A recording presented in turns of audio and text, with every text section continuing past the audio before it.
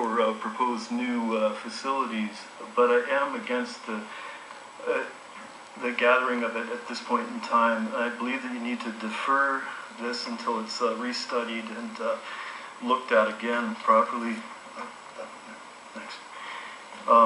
This is a plan that the hospital projects, a sprawl mall plan that takes up 60 acres, which is totally unnecessary, and surface parking, which is totally unnecessary, and requires stormwater retention ponds as shown in the corner there and elsewhere, which is required, all costs, plus the road work out there, which an urban site wouldn't.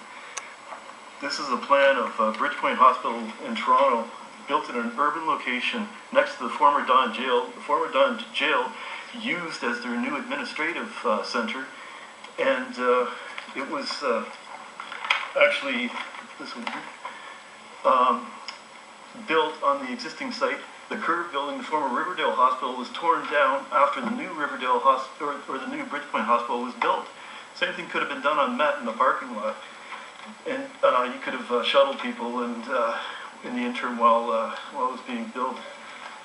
This is a hospital in Montreal, which shows a proper architectural plan, or one type of proper plans, in the sense that since they deal with specialities in this hospital. You can see the three towers which separate the specialities, but all connected on the ground floor. And that square tower actually provides a better walking space for both patients and employees. Windsor the plan hasn't considered that at all. Basically, there's an article in a building magazine that deals with developers, and I'd just like to say that your prescription here is faulty. I won't get into the details of that particular article, it's too long to read.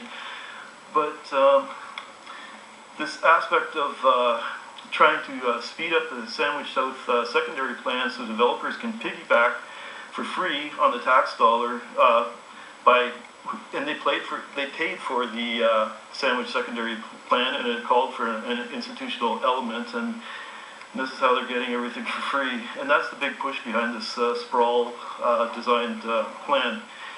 A more environmental and social sustainable site closer to the core of an urban site would be more cost effective.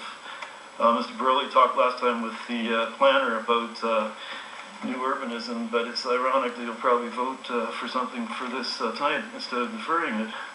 I hate to pick on you, but I have to point out ironies at times.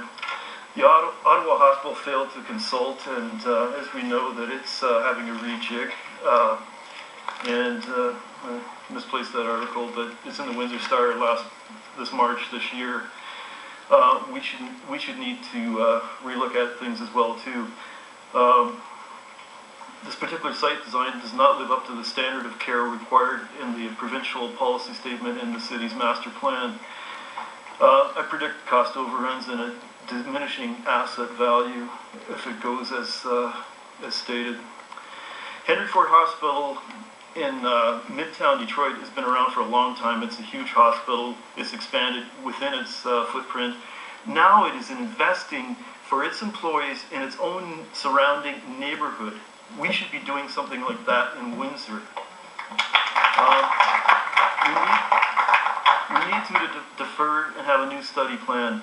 I've seen bigger plans stopped, rethought, and restarted. The Toronto Portlands, for example, worth multi-billions. In fact, even after a good plan came out, Mr. Ford tried to can it, and academics and planners stood up and fought him and put him out of business. Windsor's got quite a law firm for class action suits, and I would suggest that there could be nebulous bias and misrepresentation in what's been occurring here, and it could be a case for a class action suit. We need to use Philippa's words here. We have to consider access, cost, urban vitality, and the aspect to preserve our environment, and we need to defer this. I could read a quote for, this is in another building magazine too, but it's very relevant. It's by Rob Spanner. Live, work, learn, play. Not Thank you, Mr. Hanna. Raymond White?